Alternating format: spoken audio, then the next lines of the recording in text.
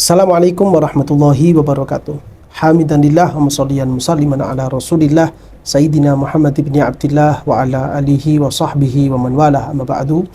Para pemirsa, para pengikut dan para pecinta channel YouTube MZT Malang Raya, alhamdulillah kita melanjutkan kajian kita di dalam pembahasan fikih munakahat, yang mana pembahasan kita masih menerangkan tentang hal-hal yang menjadi persyaratan kapankah seorang suami itu wajib untuk memberikan nafkah kepada istrinya, dan si istri berhak untuk mendapatkan nafkah dari suaminya.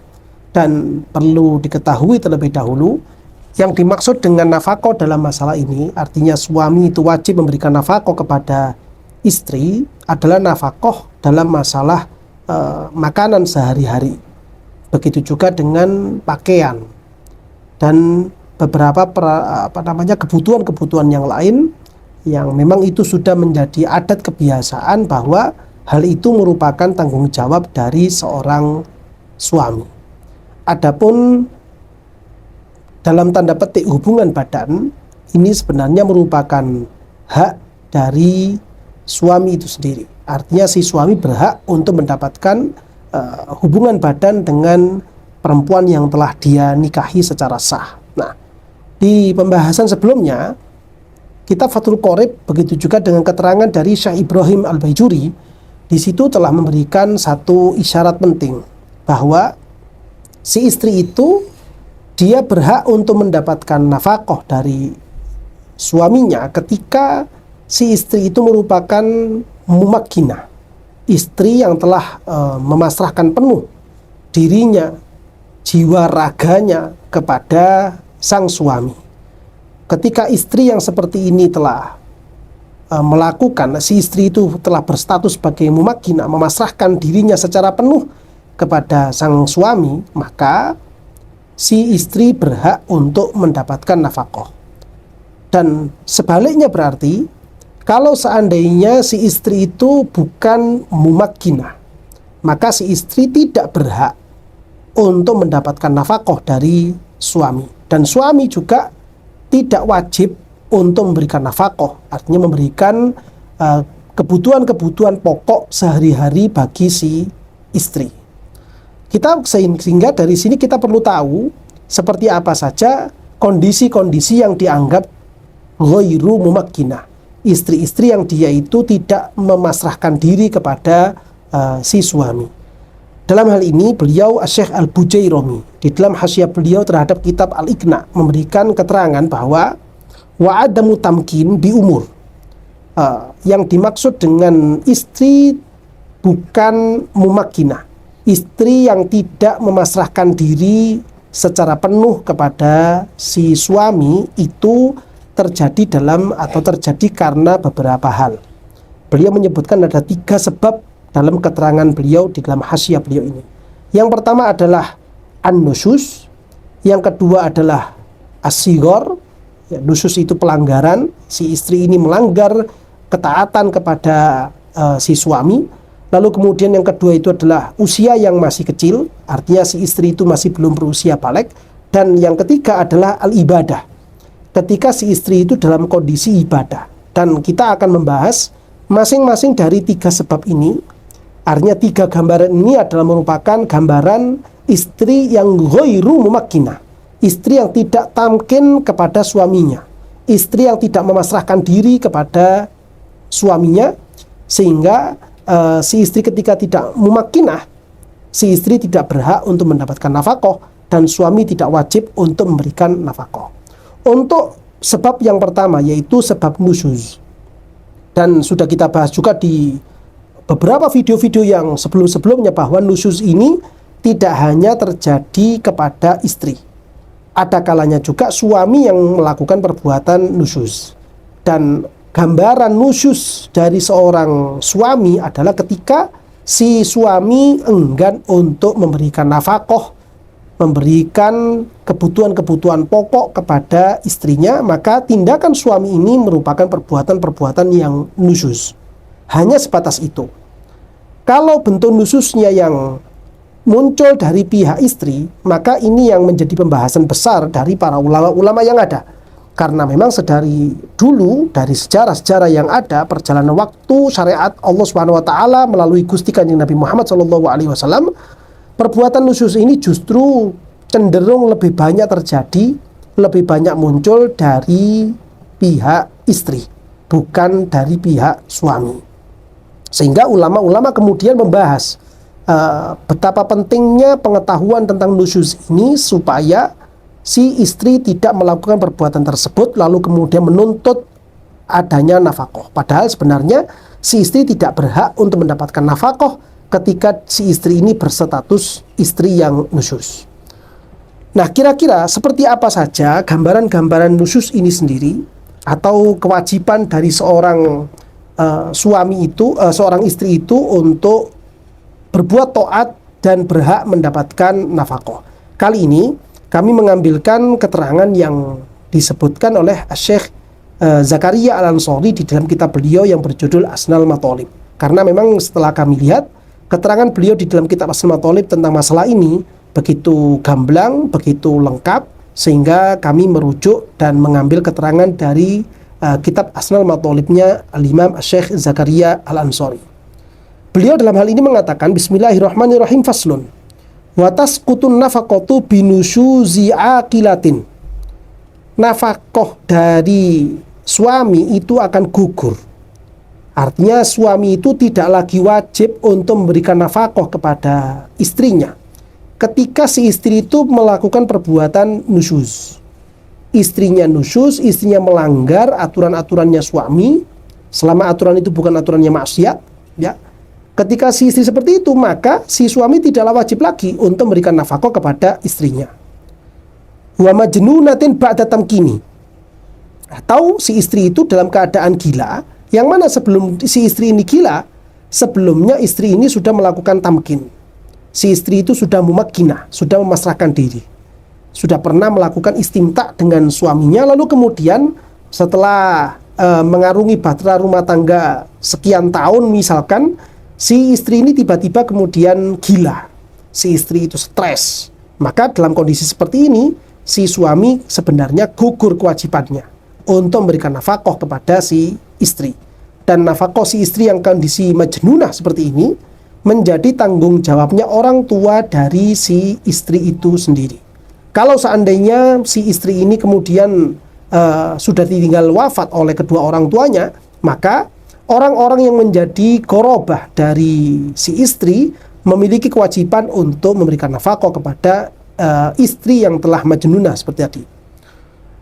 Dan nusyuznya seorang istri ini kepada suami, ya, nusyuznya, pelanggarannya si istri kepada suami, walau ba'dun nahari, walaupun itu terjadi pada sebagian waktu siang. Artinya misalkan di pagi hari si istri itu nurut patuh kepada suaminya, si istri itu betul-betul pasrah penuh kepada suaminya. Lalu kemudian di mendekati siang atau di siang hari, si istri ini melakukan perbuatan nusyuz. Si istri itu tidak mumakkinah kepada suaminya. Si istri itu melanggar aturan-aturan dari suaminya. Dia keluar rumah tanpa izin misalkan, atau enggan untuk diajak beristimta misalkan di siang hari misalkan ketika si suaminya ini meminta misalkan. Maka perbuatan istri yang seperti ini menyebabkan gugurnya nafkah pada hari tersebut. Sehingga seandainya saja pada siang itu si suami meminta lagi supaya nafkah hari ini dikembalikan, maka permintaan suami untuk mengembalikan nafkah tidak bisa disalahkan. Dan memang si istri memiliki kewajiban untuk mengembalikan nafkah yang tadi pagi telah diserahkan kepada dirinya, dikembalikan lagi kepada si suami. Kenapa? Karena si istri telah melakukan perbuatan nusyuz, entah itu misalkan dengan keluar rumah tanpa izin misalkan, atau misalkan keluar rumah dengan izin namun tidak disertai oleh suaminya misalkan. Ini merupakan tindakan-tindakan dari suami, tindakan-tindakan dari istri, mohon maaf, yang bisa menggugurkan hak si istri dari sebuah nafkah. Nah, ini perlu diperhatikan. Begitu juga, ya, Beliau mengatakan faidza nasyazat alaihi saqata wujubun nafaqati. Ketika si istri itu betul-betul telah melakukan perbuatan nusyuz, maka kewajiban suami memberi nafkah menjadi gugur. Watasqutu bil imtina'i minat tamkini walau fi makanin ayyanahu li adami tamkini tam. Nafkah tadi itu, nafkahnya suami itu menjadi gugur, tidak wajib lagi kalau si istri itu memberikan tamkin tapi tidak tam. Si istri itu memberikan pasrah diri tapi tidak sepenuhnya. Sebagaimana ini yang telah kita bahas pada video sebelumnya, ketika si istri itu mau untuk melayani istri pada waktu-waktu tertentu saja, dan di waktu-waktu yang lain itu si istri tidak mau, atau misalkan si istri itu hanya mau melakukan permintaan istimta dengan suami itu pada rumah tertentu, tapi di rumah yang satunya lagi tidak mau, hanya pada tempat-tempat tertentu saja, maka perbuatan istri yang seperti ini bisa menyebabkan gugurnya kewajiban nafkah dari suaminya. Suami tidak lagi wajib untuk memberikan nafkah kepada tipe-tipe istri yang seperti ini. Sehingga ini penting untuk diperhatikan agar supaya tindakan-tindakan seperti itu tidak lagi muncul dari pihak si istri.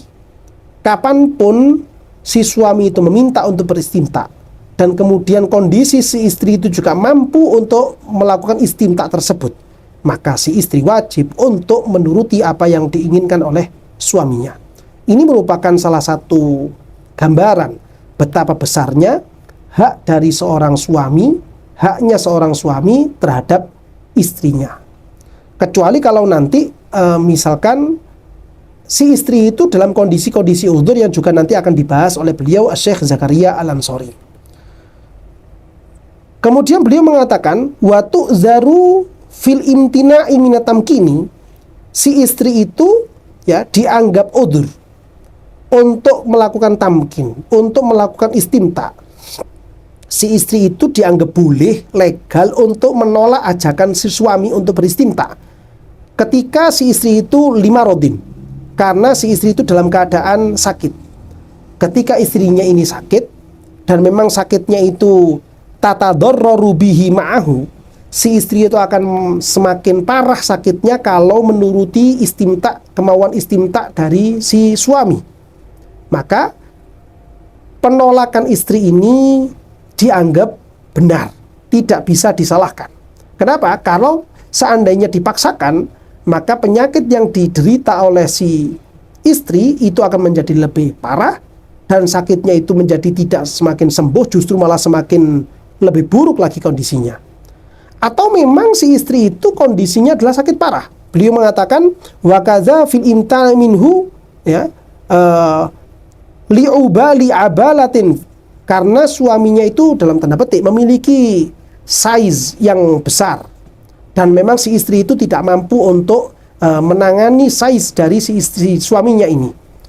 Ketika memang kondisi seperti ini, maka ini merupakan uzur dari pihak istri untuk tidak menuruti kemauan dari si suami.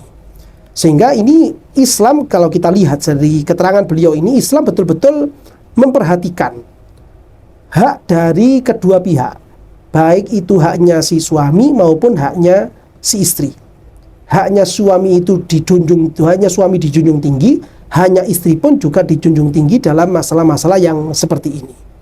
Kalau memang si istri itu kondisinya sehat, atau misalkan sakit tapi sakitnya itu adalah sakit yang ringan, bukan sakit yang parah, atau mungkin sakit tapi dengan beristimta itu tidak menambah penyakitnya, dan suami itu kondisinya juga sehat, normal, dengan size yang standar misalkan, maka kondisi seperti ini mewajibkan istri untuk menuruti istimta dari suaminya. Ketika ini terjadi, maka suami wajib untuk memberikan nafkah kepada istrinya, karena istri yang seperti ini dianggap sebagai istri yang mumakkinah. Dia telah memasrahkan diri kepada suaminya. Istri itu tidak enggan, kapanpun dimanapun si suami ini meminta, maka si istri telah pasrah penuh kepada suaminya. Demikian juga gambaran nusyuz dari seorang istri adalah wa khurujuha min manzili zawjiha li safarin aw li ghairihi walau ghasban bila idnin minhu nusyuzun li khurujiha an qabdatihi. Ketika istri itu keluar rumah dari, maksudnya rumah ini rumahnya si suami. Si istri keluar rumah dari rumahnya suami, entah itu li safarin karena memang ingin bepergian, ya, atau bukan karena bepergian, karena ghosob misalkan, ya, dan keluar rumahnya ini bila iznin minazauji, si istri itu tidak mendapatkan izin dari suaminya, ya, tidak mendapatkan izin, maka sikapnya istri yang seperti ini adalah nusyuzun, adalah perbuatan nusyuz dari si istri. Alasannya apa? Li khurujiha an qabdatihi, karena si istri telah keluar dari genggaman si suami. Kecuali kalau kemudian si istri itu keluar rumah karena ada hajatnya si suami.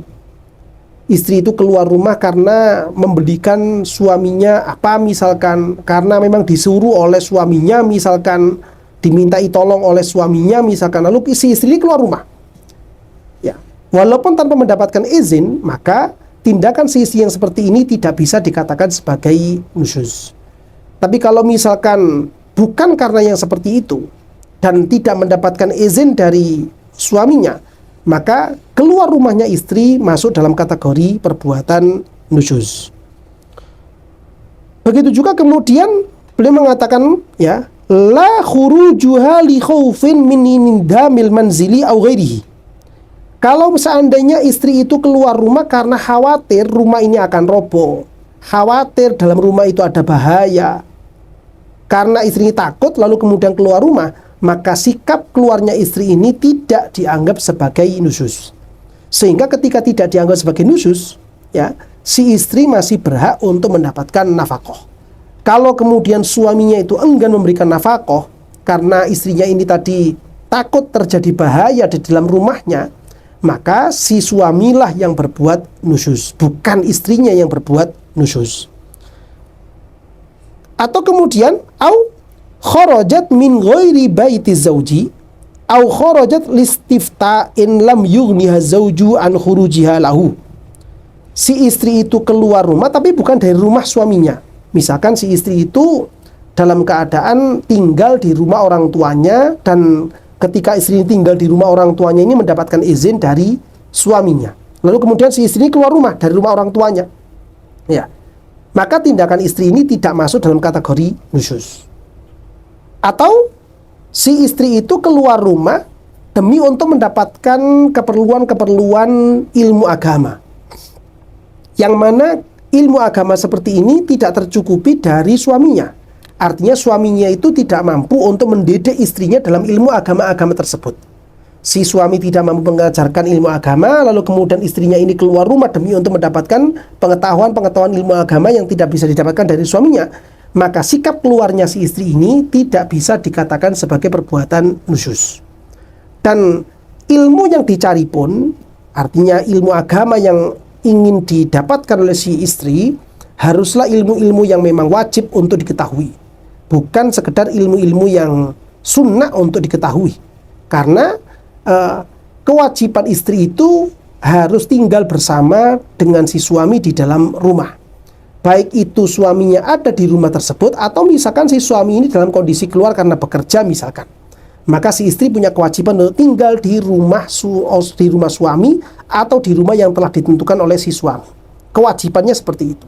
Maka kewajiban yang seperti ini tidak kemudian bisa gagal atau gugur hanya gara-gara keluar untuk mendapatkan ilmu-ilmu yang sunnah.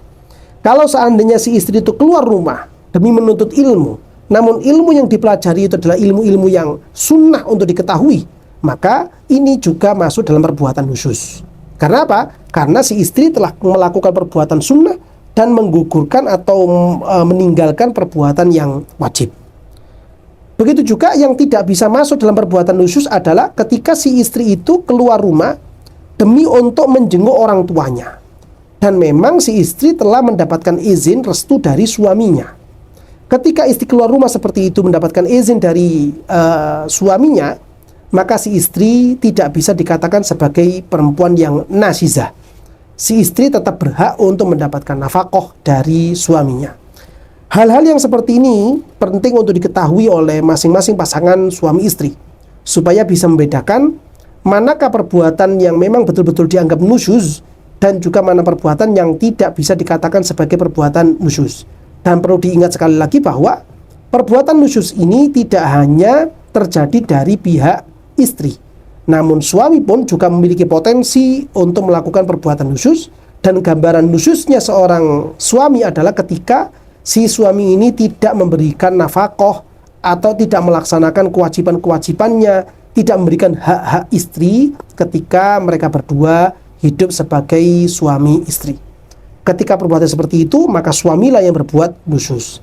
Dan istri pun juga memiliki potensi lebih tinggi lagi untuk melakukan perbuatan nusyuz. Sehingga mudah-mudahan dari apa yang kita baca dari kitab Asnal Mathalib milik Imam Zakaria Al-Ansari ini betul-betul bisa memberikan kemanfaatan ilmu untuk kita semuanya, sehingga kita dan keluarga kita betul-betul bisa menjadi keluarga yang sakinah, mawaddah warahmah, dan kita berhak untuk menjadi orang-orang yang diridhoi oleh Allah Subhanahu wa taala dan juga mendapatkan ridho dari Gusti Kanjeng Nabi Muhammad sallallahu alaihi wasallam. Amin ya rabbal alamin.